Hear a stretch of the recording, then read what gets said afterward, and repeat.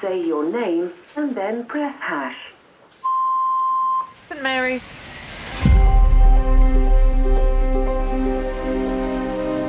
St Mary's is the largest hospital in London's Imperial College Healthcare NHS Trust, where every week hundreds of life-saving operations are performed.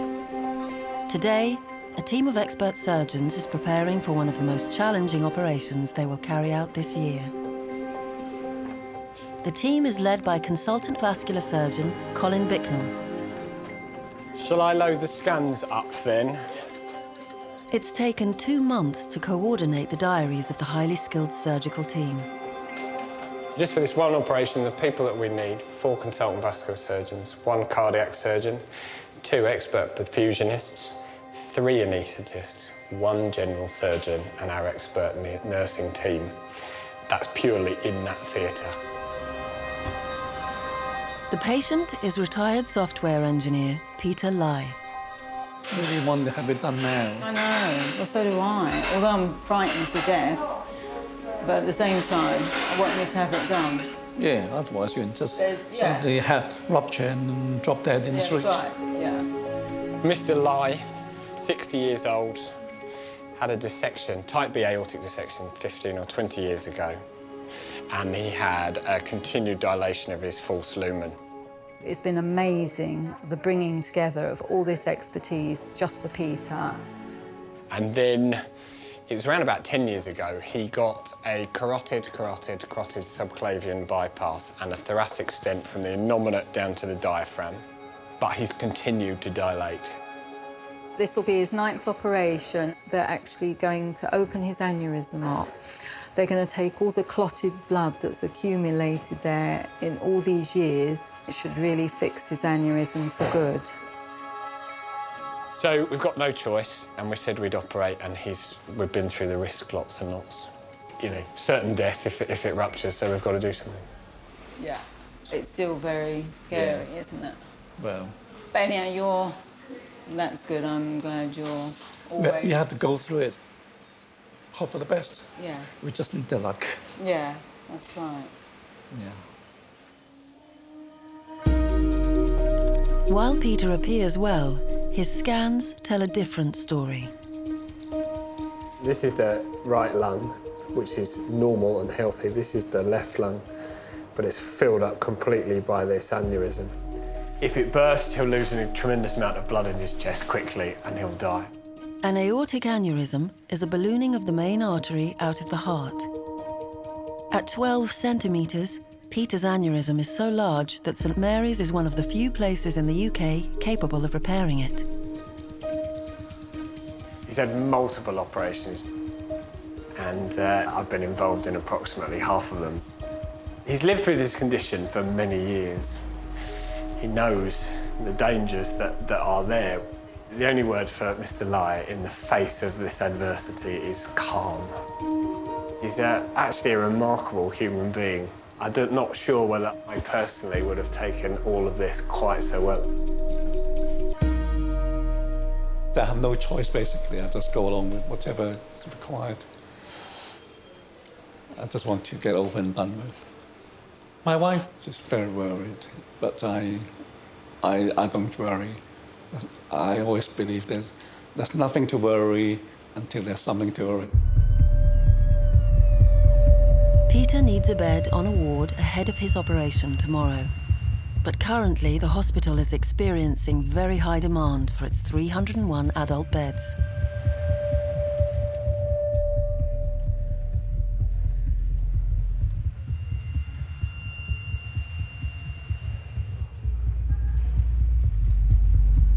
Capacity-wise, this is the worst you've ever seen the hospital. This is really bad. I mean, I'm sure it has been worse, but this is particularly bad. As soon as I get anything, I will give you a call. What's the latest you can wait? Well, all right, we'll see what we can do. All right, bye. Oh, my goodness. It's the responsibility of site director Leslie Powells and her team to allocate beds for patients. It's not going very well. I mean, we're sort of getting there, but for every bed we give, We've got 3 other patients waiting. Oh, great, thank you very much. I've got the kettle on for your cup of tea, all right? Okay, thank you. If that's not enough, let me know and I'll get you some more. There's plenty, thank you. All right. Right. We're just trying to sort out a bed for you. Okay. So there might be a bit of a wait. We also need to take some more blood from you. I'll Right. wait until you've had your breakfast. Okay. All right, see you Right. later. Thank you. I think everybody's acutely aware that this man needs his surgery tomorrow. If this was an ordinary case, I would say the chances of him having his surgery is very slim, because his is a particularly big case that's required an awful lot of organisation to get all the various members of the operating team together. It could be that senior managers in the hospital managed to find him a bed somewhere. As well as a bed on a ward tonight, Peter will need a bed in intensive care tomorrow because of the seriousness of his operation. Well, it's such an invasive procedure, it's massively traumatic. It's a long operation, a big area of dissection, and then, of course, we may have to rewire all of the blood vessels in his body. Mr. Lai. Hello. Hello. Can I come and steal some blood from you? Yeah, shall we? Here? Yeah, if you wouldn't mind taking a seat. So, what's the situation now? We're hoping that one of our patients will be ready to go home later on today, and that would give us a bed for you. I'm more concerned with the bed in ICU, because if that's not available, then there's no op can't go ahead. It's been requested. Yeah. Okay. Whether it's available or not, I don't know. All right.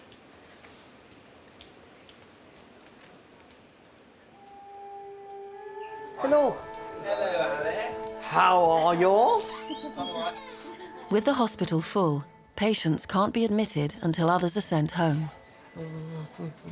Good morning, girls. How are ye? Yes, I just want to know, is there anybody here speaks Polish? No. No. Well, I don't either, you see. Proactive. Brave, I think, is sometimes the word we use. Asking the question, if someone can go home tomorrow, why can't they go home today? Any of your team speak Polish? Polish? She's not here at the moment. Sister Alice Markey is one of a team of 14 that specialises in the most complex patients to discharge.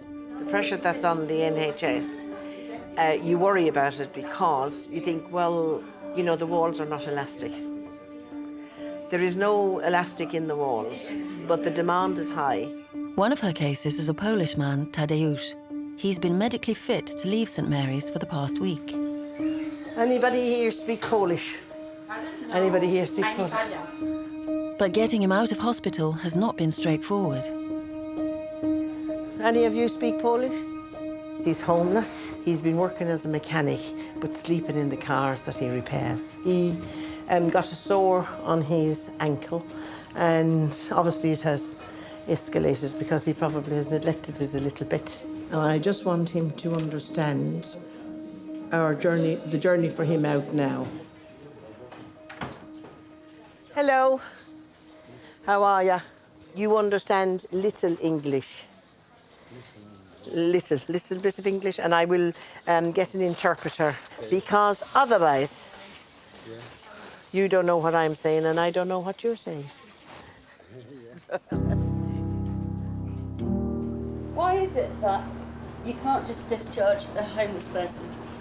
Because, I mean, you need... You can. You literally can discharge a homeless person. But my particular gentleman has a health need because his leg looks very vulnerable. So to go back sleeping in the car at this precise moment is not ideal. Alice has applied for help from the local council homeless centre, so Tadeusz can continue to get support. But until an appointment is available, he'll remain on the ward classed as a DTOC, or a delayed transfer of care. So that could be a patient who's waiting to go to a nursing home, homeless, awaiting placement through a homeless persons unit. So any number of people kind of on that spectrum who are delayed not by us as a hospital, so they're ready to go, and we're just waiting. 28 today. Last week, I think it was 35 at one point. That's quite a decent number of people that... It's extraordinary. That would be, in effect, me going upstairs now, clearing one of our main wards out completely and going, there you go, 28 empty beds for you to admit into. That would be today's problems solved.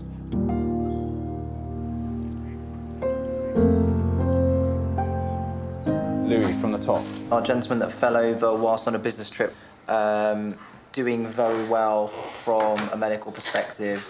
I've seen him mobilising along the corridor on his own yesterday, so this man doesn't need to be in hospital. In one of the hospital's general wards, consultant David Shipway and his team are also trying to identify patients to discharge.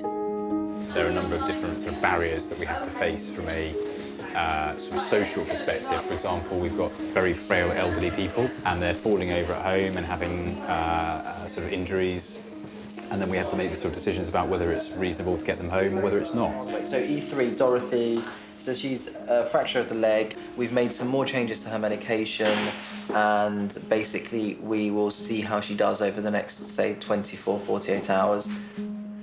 I'm here because I broke 2 bones in my ankle. Been here for nearly 3 weeks. 91-year-old Dorothy, or Dolly as she's known, is one of the hospital's oldest patients. I feel good in myself. I do. I feel as though I could get up and walk, you know, the way I am. But I can't because I've got a broken ankle. Can you take a few deep breaths for me, please? Can you take a few deep breaths for me? So through your nose and out through your mouth. Are you happy to be here? Yeah, I am really, because I'm getting the treatment I need. I mean, I don't know if you want to know, but for instance, I passed out this morning and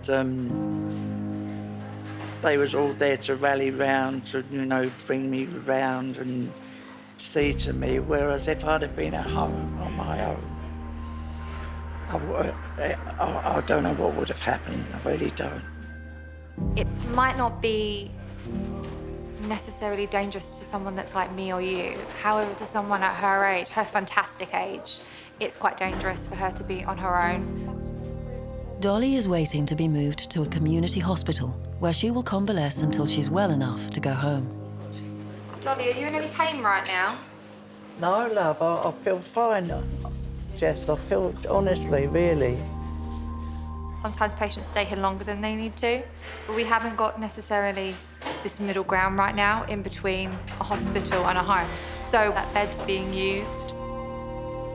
They're so short of beds that if you're just a patient and they're just giving you tablets, you're wasting a bed. But then I have to have somewhere to go where I'm going to be safe. What does that feel like? It feels awful. Not supposed to be here, which I'm not, in a way, because they want my bed. So, what have I got to do? I feel guilty, because I've got nowhere else to go. I bought you some shower gel. Just in case. Yeah, in case. Well, I don't know where you're going to end up tonight. Peter and his wife, Diana, are still waiting to see if he'll get a bed on a ward before his operation tomorrow. They can contact me. I'm quite happy sitting here rather than sitting in the bed anyway. Nice and bright here and quieter. Yeah, it's not busy here, is it? It's just quiet. We married in 1980, so 36 years. Where did you go to meet? At college, there was volleyball at lunchtime, and he was playing, and so it was mixed teams, and he actually was the only boy who would pass the ball to women, because he is competitive, but he's fair. And he passed the ball to, and I thought, oh, that's a nice trait, and then got talking, and then I actually asked him out, because he wasn't very forthcoming.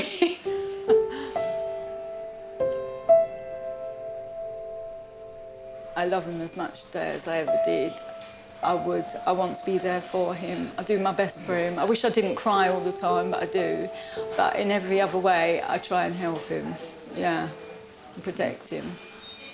And yeah, I've just found it very difficult, the whole journey, because he's a very special person.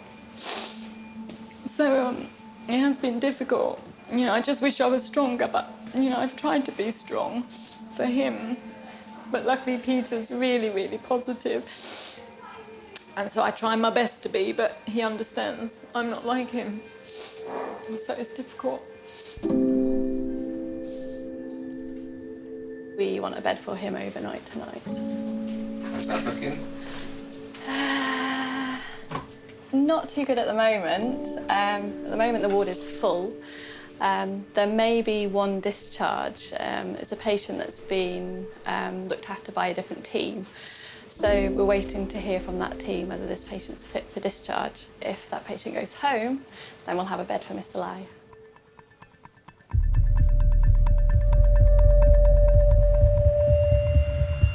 When St Mary's is full, the knock-on effects are felt across the whole hospital. For every discharge that we've planned for, we usually automatically allocate that bed to someone else. So if that goes wrong, our system starts to back up. So why is this bloke still here? We are waiting for a patient to be transferred off intensive care. A 37-year-old man is being held in theatre after an emergency operation to stop internal bleeding. This patient had what we call a GI bleed, a gastrointestinal bleed. He's had massive blood transfusion. He's had lots of blood products that help the blood clot. What he really needs is an intensive care bed. The operation finished over 6 hours ago, but they're still waiting to transfer him because intensive care is full. We're trying to discharge some patients at the moment, but we're not entirely sure where they're going to go. So at the moment, it's a lot of bed reorganisation to try and figure out where we can put people and where it's safe to put people. And at the moment, we're not entirely sure how we're going to make room for the people who need to come here. Until an intensive care bed becomes available, the patient will be kept on life support in the operating theatre, meaning that operations that were scheduled to take place in Theatre 7 cannot go ahead. It just gets really frustrating when actually all I'm doing is better done by the intensive care unit team rather than here in a theatre. We just don't have anywhere to put our patients, and we have to do the best we can for them in the best position we can with the best care that we can deliver. As one of London's 4 major trauma centres, St Mary's is facing increasing demand on its emergency department. Oh yeah, trauma team to A&E resus, please. Thank you. Sorry guys, they're going to come in. The latest patient to arrive in A&E is 21-year-old carpenter Harry, who has fallen 2 floors at work. Fallen from height? From 4 metres. From 4 metres. You're not worried about, he's got a head injury.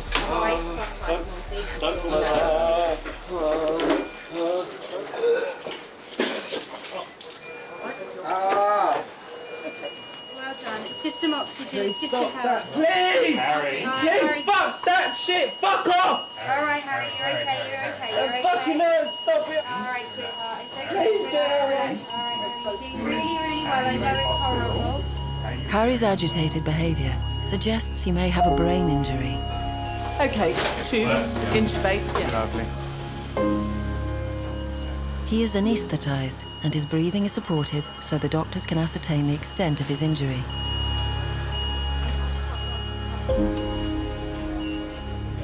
It looks almost certain that he'll need a bed on the intensive care unit, which is not the easiest thing, seeing as we know already that the intensive care unit is completely full to the rafters. That might be them. And yes, it is. Hiya. Have you got anything you can kick out there? Yeah, I know. I think we should probably prepare for it. Yeah, absolutely. Okay. Talk to you later. Bye.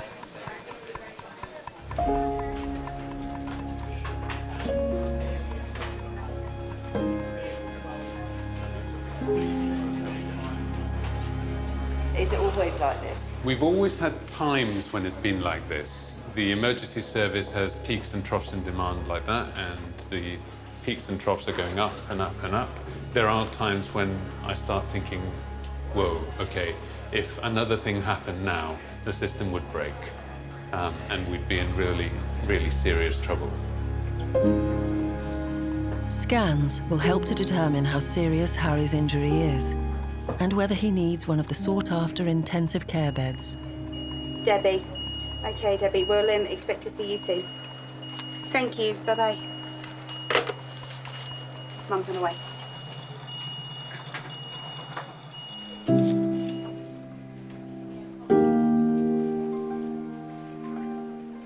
91-year-old Dolly is waiting to find out if she can be discharged today. Here we go. Mrs. Jackson, nice to see you again. When we saw you earlier on this morning, you were looking pretty unwell. Now, as you know, we'd hoped to get you home later, well, not home, but to Willesden Community Hospital this morning for a bit of rehabilitation and some convalescence. But I think, given that you had your collapse this morning, we should probably keep an eye on you here. Yeah, I think I'd be better off. So I think what we're going to do is hang on to you for at least another 24 hours, and then we'll send the referral again to the rehab hospital. But unfortunately, because they've given the bed up to another patient this morning, we might end up having to keep you in here for a few more days while we wait for it to come up again. Okay. Okay? Okay. Very nice to see you. Thank Bye-bye. you. The problems that we face can only be solved, really, by social services creating spaces for people in accommodation, be that for homeless, drug users, or for people waiting rehousing, or for nursing homes. There's a big disconnect between the NHS and social services, and the NHS gets blamed quite a lot for problems in the community, which are really sort of slightly outside of our remit and outside of our control. One of those things. Sometimes it happens. But otherwise, you look good, isn't it? Okay, then. All right, I'll see you later, then. It's good at least you are with us, no problem. We take it from there. Thank you. You liked the one I got yesterday of William and Harry, didn't you? Oh, yeah. That one? Yeah. And that good. It's the one you want blown just up, think isn't it? you can just take their photo just like that. Dolly's granddaughter Nicola has come to visit with Peter, Dolly's husband of 32 years. Where did you guys meet?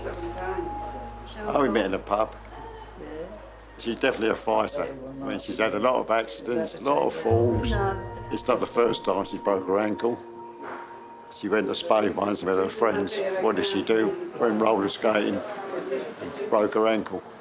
That's Dolly. She's got quite nice legs when they're not like that. Always had good legs. Nice legs, shame about the face. No good her coming home because she won't cope at home. I know she won't. They did have a place for her, care home, but whether she's lost that place for good, we don't know. You had your boot on today? No, I ain't been out of bed because since I've had that turn, I had to stay in bed. I had to have a bedpan and all. No commode. In case I fell off the commode again.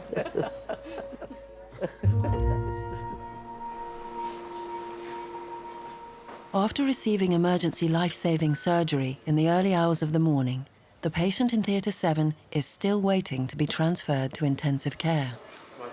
So the promise of a bed at 2:30. So we just called ITU. Maybe another hour and a half. So this is exactly what our problem is. So we promised a bed at 2:30 on intensive care, but unless intensive care can move the patient that's in that bed space onto the ward, we don't get anywhere. You're waiting for the dominoes to all line up and all fall at the same time, and it takes hours in the NHS for that to happen. Hello, Alice. I've come to see my little man. Alice's patient Tadeusz has got an appointment at a council homeless centre. Hello. How are you? Are you all right? We're here again. I have got one of the chappies that work here to come and they explain about, you know, your homelessness. Yeah, okay. So that you and I can have a chat. Yes? Thank you. That's okay. I just want him to know exactly what we're doing for him. Rather than wait for the hospital's translation service, Alice asks a Polish colleague from the transport department to help. This gentleman states he has no place to live. What I do need to know from him is that how does he live now that he is homeless? Who supports him? Does he have money? So ask him that. Jednym kościoła, żeby ktoś przetłumaczyć. Mówią, że tutaj Pan mówi, że chce Panu pomóc, żeby Pan doszedł w pełni do siebie, bo już Pan chodzić nie może. You look after your patients as if they're your family. And I mean, your family are not straightforward. There's some challenging people in the family as well as everywhere else. But hey, you know, you would deal with it. And I think that's how it should be. It's difficult because he doesn't have any place to go. Does he have any friends? Oh, it's difficult. He doesn't have anyone. Nobody knows you? No friend at all? He doesn't know really what he has to do and where he has to go really, and he doesn't have any place to go now. We try to do the best we can, but unfortunately, when patients come into hospital, they think hospital will sort it all out. You know, every bit. That's why I say I don't go around with a block of flats or a bungalow in my pocket. Wish I did, but I don't. We would have to refer him to the homeless persons unit to see if they can get him accommodation. He said that he agreed with that. And now that I know that he understands what we have to do for him, I'm happy that he can be discharged. A week after he was medically fit to leave, Tadeusz is now on his way. Yeah. Toe touch. Our code of professional conduct states that we look after the patients in our care. Whether they come from Buck Palace or the park bench, we give them all the same care. Toe touch. Toe touch.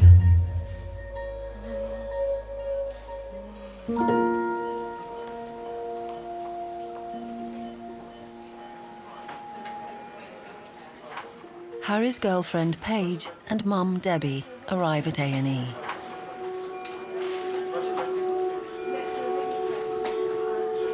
I said to the nurse, he's not going to die, is he? And she said, I don't know, we can't tell at the moment. And I thought I was going to die right there on the spot. You know, he's 21 years of age, he's got a little baby. It's just so frightening. And no, I know he's in the best place, but it is really frightening, really frightening. The scans show Harry's brain injury is not as serious as first thought. But it's still unclear how much medical support he needs and which ward he will be admitted to. We're going to wake him up and fingers crossed we'll be okay. Harry, can you open your eyes, Harry? Open your eyes wide, we'll take the tube out. Just keep taking some nice deep breaths, we'll take the tube out. If the breathing tube stays in and he stays on the ventilator, he is classed as a level 3 patient, which means that he needs the maximum support that we can give him, and that is an intensive care unit. Whereas if he does the breathing for himself and we're not having to support his blood pressure terribly much and he's looking moderately stable, he is a level 2 patient and he goes to a high dependency unit. Harry, can you open your eyes wide? Open your eyes wide, we'll take that tube out. I think there's more space in the high dependency unit than there is on the intensive care unit at the moment. So I'm secretly hoping that we'll be able to wake him up and take the tube out. Okay.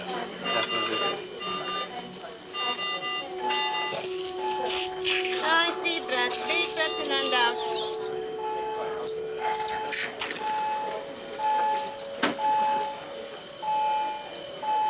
Shall we just bring him up a bit? You're just waking up, Harry. You are in the hospital. You are in St. Mary's Hospital. You had a fall. Just keep taking nice big breaths. Good, excellent. Lunch.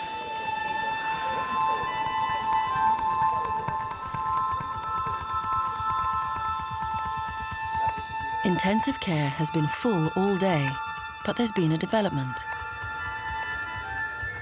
What's new? I discharged one patient. And that was a big relief. Yeah. So we're just preparing for the next admission to come in.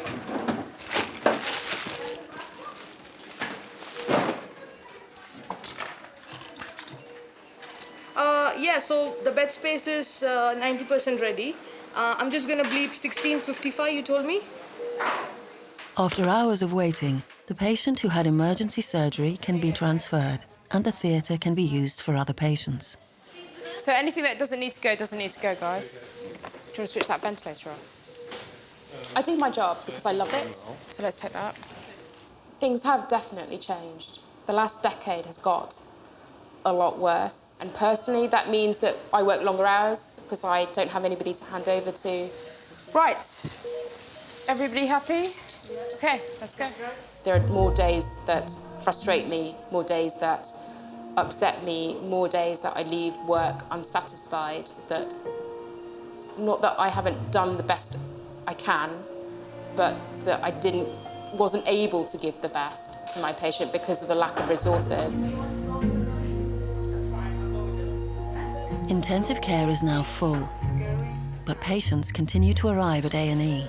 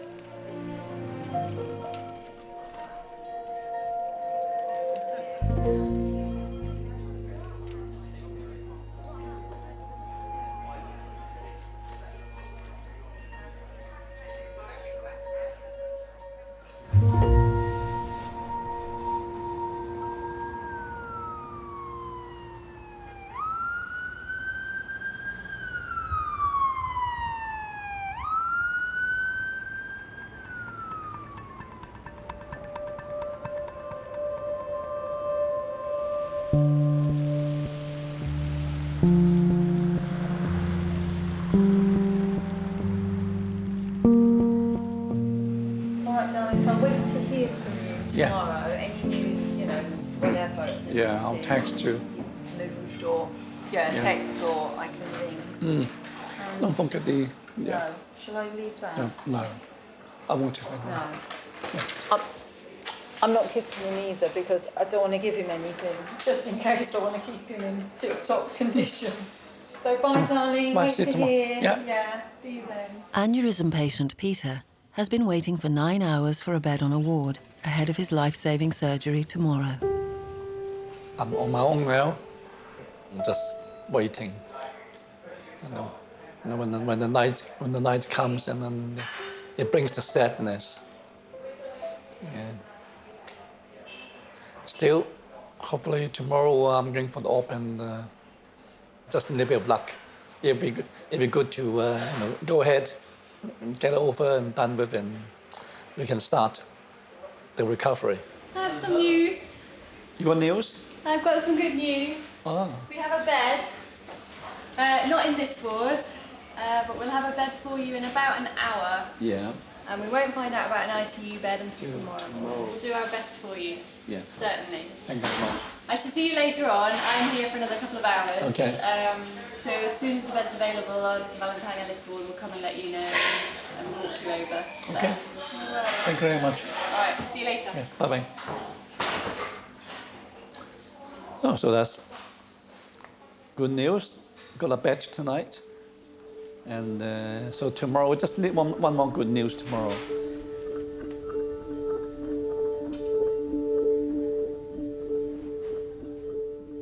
To find a date when everyone is in the hospital free and we can get all of this, it takes a tremendous amount of organising and planning. It takes a huge amount of pre-operative workup, and he has gone round and seen each one and every one of us. He's been checked out from the heart, lungs, kidneys point of view. So all in all, 6 to 8 weeks, and we're here with him waiting. Likelihood of an ITU bed? Not very high at the moment. The final hurdle really will be tomorrow morning, because you never say never. You don't know what will happen overnight tonight.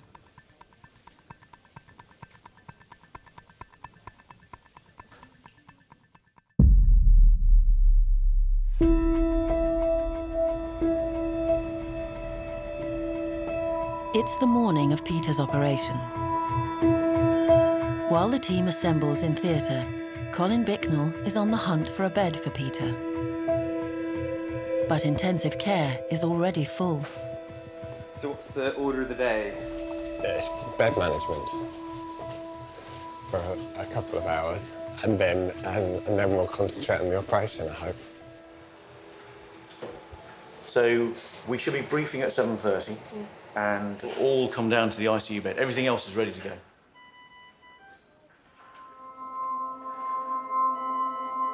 What we need from ITU is an assurance that we'll have a bed. We don't know until they've done the ward round and they have understood how well the patients have done overnight. How frustrating is this for you? You should be in there doing the surgery and you're running around up and down in lifts trying to just find a bed. Yep. Trying to find a bed for your patient is a particular problem that we go through. It's because it's an acute hospital. It's because we have a major trauma centre and we can't predict all of that. At the morning ward round, doctors assess patients to see if they can free up beds.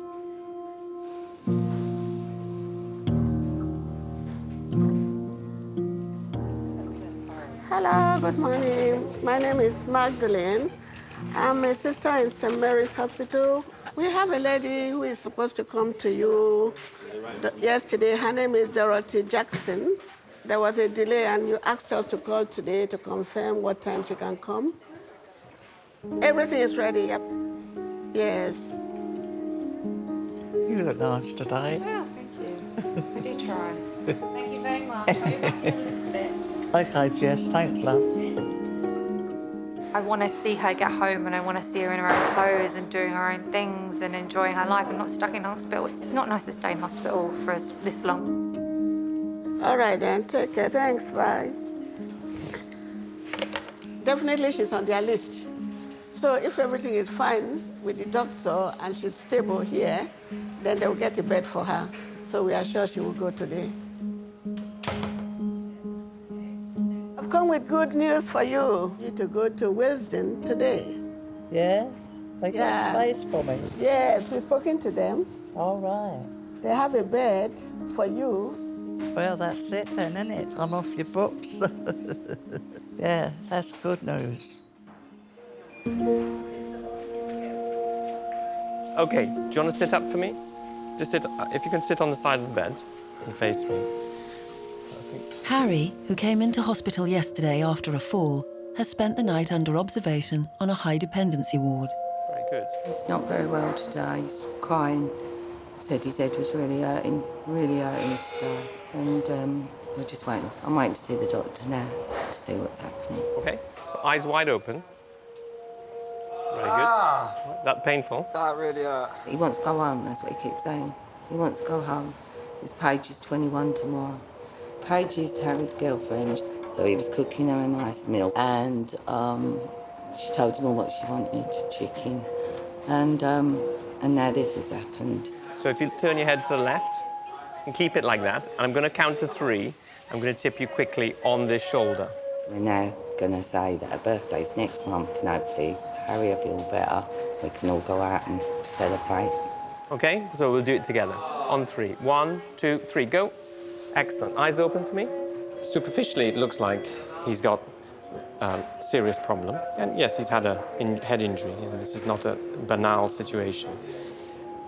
It needs to be taken seriously. However, the clinical assessment is overall quite reassuring. And he should make a good recovery from this with the right treatment. Harry is expected to stay in hospital for the next few days. I've only just recovered from breaking my ankle. I've only just gone back to work. You're joking? Yeah, I was off work for 6 weeks. I broke my ankle. I've only been back about 3. And now I'm going to be off another 8. I fell down 2 levels. Lucky I'm not dead, really.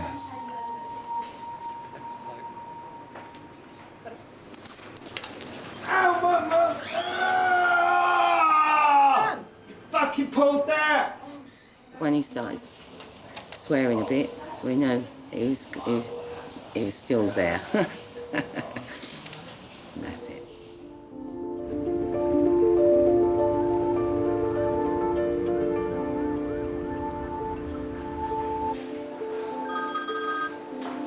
Hello. I'm all right. I'm waiting on ITU. There is a rumour that they have steppable downhill patients.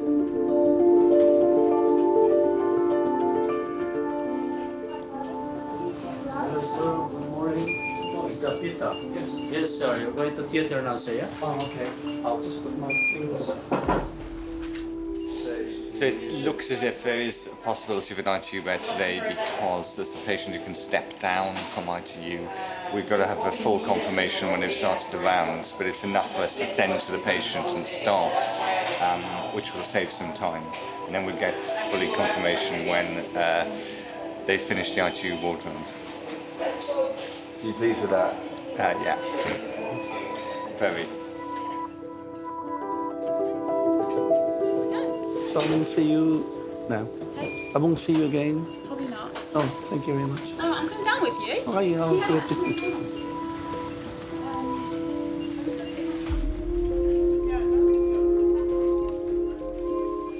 Everyone's here, everyone's ready. And I think you might be lucky. See you after. Okay. Hello. Morning.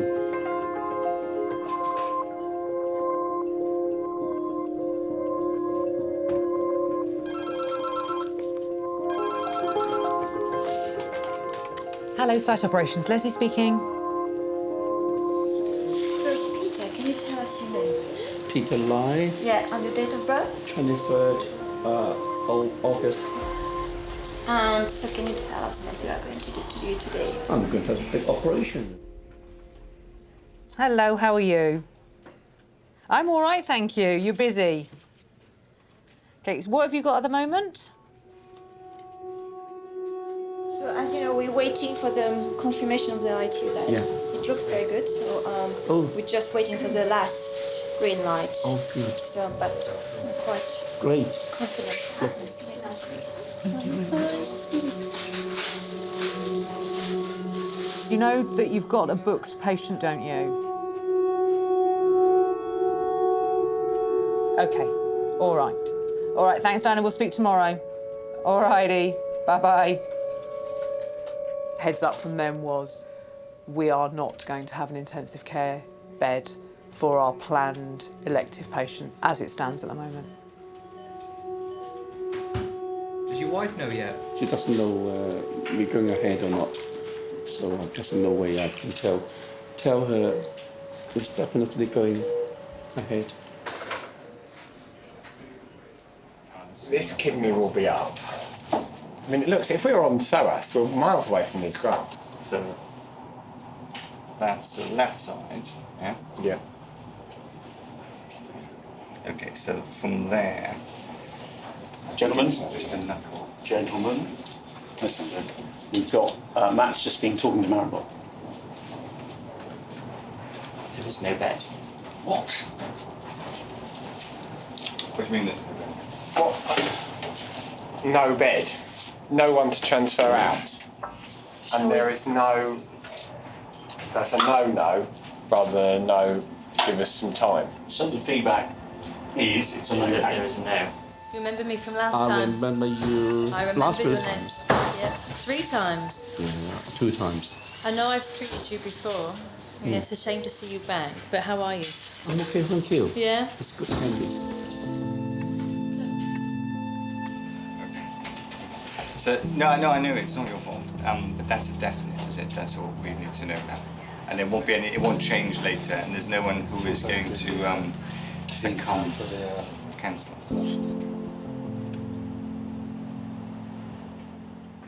All right, thank you, bye.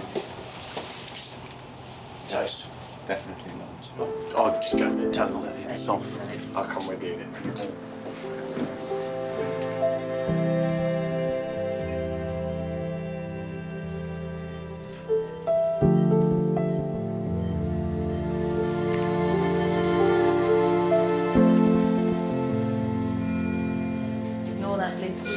connected up to everything, so it's going to be... Really sorry, there's no bed.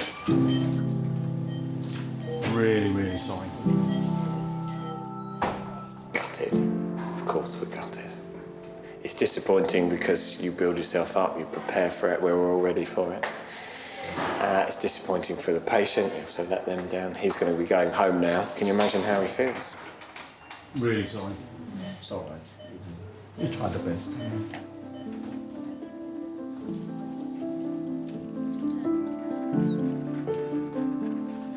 It means organising the whole process again, equipment-wise, personnel-wise.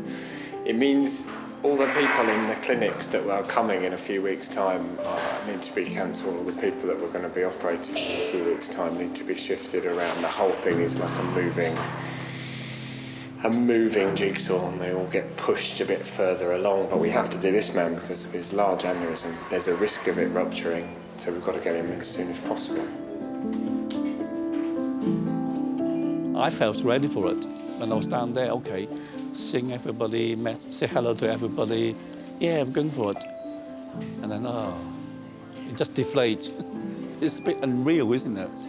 It's a bit unreal. The last minute, yes, and then no. Yeah.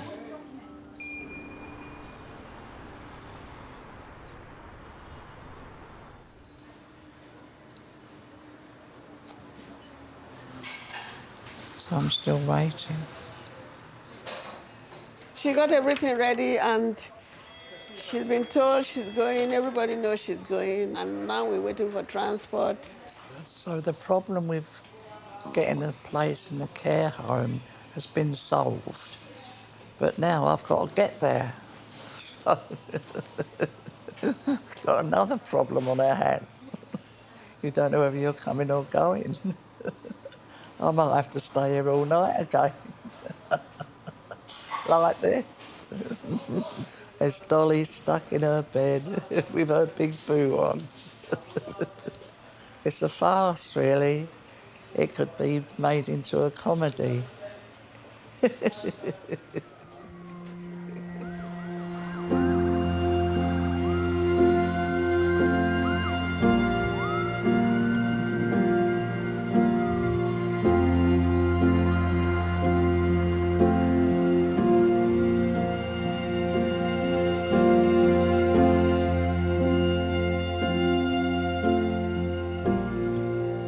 In acute hospital, you will have cancellations from the high dependency, from the intensive care, from the theatre availability beds. It's inevitable, isn't it? Is it more frequent? I don't know. It feels real every time. It always feels like it's the worst thing in the world, and it always feels like it's happening to you. But we get a lot of work done here, and we're very proud of the work we get done here. You've seen the very worst of it, and Young Dorothy. That's me, love. I'm Dave, this is Graham. We've come to take you out. I don't know if you'll have room for me boot, will you? Thank you, love. Thanks to you.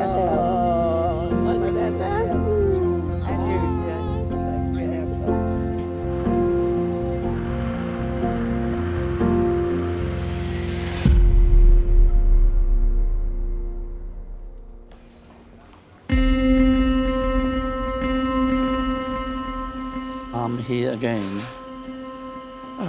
I'm ready for it. But the only thing I hope is they won't cancel it again.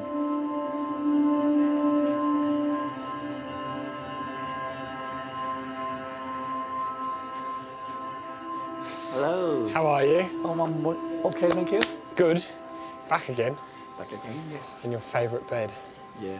Whereas last time I was telling you that the ITU bed situation is really bad and there were queues of people, this time there are queues of people waiting to come out of the ITU, so I'm rather hoping we are on. Yeah, good. We still won't know the answer until you're down in theatre, but we'll all be down there with you. Yeah. Well, I'm looking forward to the operation. It means, after 8 years, I feel like I'm part of the team doing this together. You are. We're thinking of renaming the bed and everything. He will stand no chance if it ruptures and he's at home or on holiday. And so he's got to have it done if he wants to live a long and happy life. There's no reason why he shouldn't do if we can get away with this.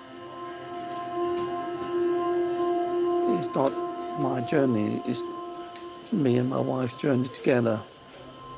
I can't say no, not to worry and don't worry about it. I can't do that. But what I can do is to comfort her whenever I can. Okay, let's put the brake on before you hop on. Yeah. Take care, Peter. Thank you. I'll see you later. I'll see you later.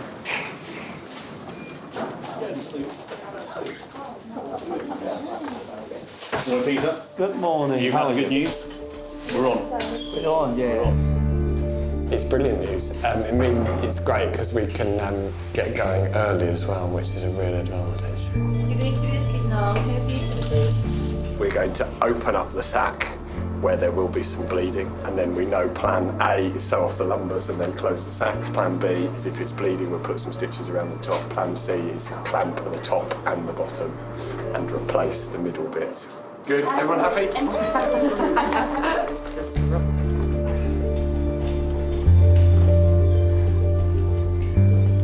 So apart from the 7 or 8 surgeons, we've got 3 anaesthetists, a perfusionist, and the scrub team, which is 3 or 4 3 people.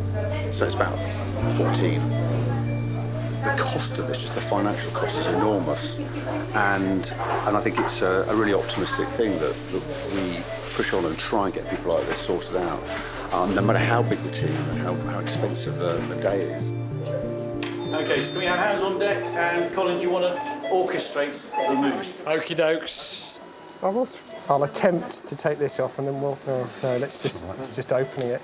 Can you feel it? It's just, so we've got a little way to go. This is through the sac there, then? Yeah, that's the sac. Just don't look at it.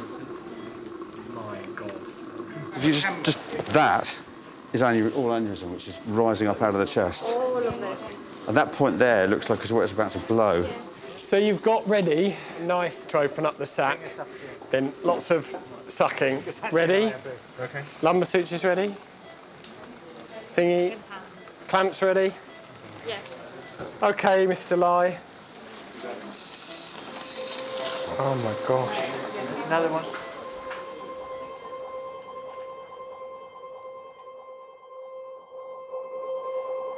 You can't predict how these things are going to go. They're all one-offs, but that went very well.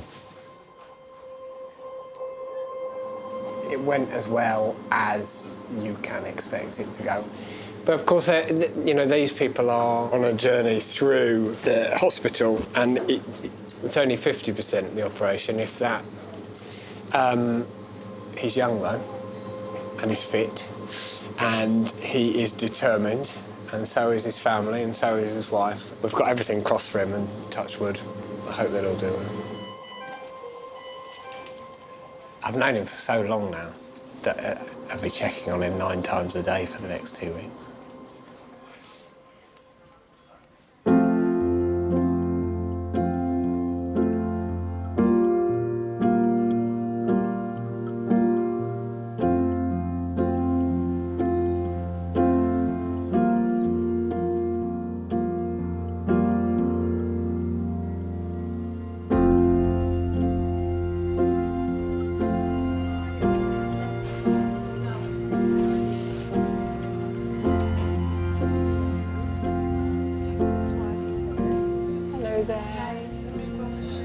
Hello, darling.